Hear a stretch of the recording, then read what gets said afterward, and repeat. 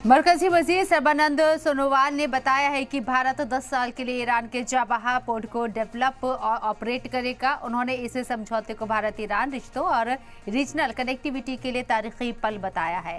कुल मिलाकर ये है कि ईरान के चाबहार पोर्ट को 10 साल तक भारत संभालेगा। बताया जा रहा है कि ये पहली बार है कि जब भारत मुल्क से बाहर किसी बंदरगाह को संभालेगा। भारत और ईरान के बीच हुई इस डील को पाकिस्तान और चीन के लिए करारा जवाब भी माना जा रहा है। वाज़ेह हो कि चाबहार में 2 पोर्ट हैं, पहला शाहिद कलंतरी और दूसरा शाहिद बहिश्ती। शिपिंग मिनिस्ट्री की India ports global Shahid Bahishti का काम संभालती है।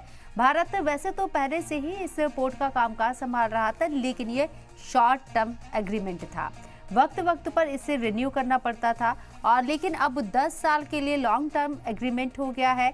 सालों से भारत और ईरान के बीच लॉन्ग टर्म एग्रीमेंट को लेकर बातचीत चल रही थी, लेकिन बहुत सी वजूहात की वजह से इसमें देरी आ रही थी। बीच में भारत और ईरान के बीच भी रिश्तों में थोड़ी तल्खी आ गई थी।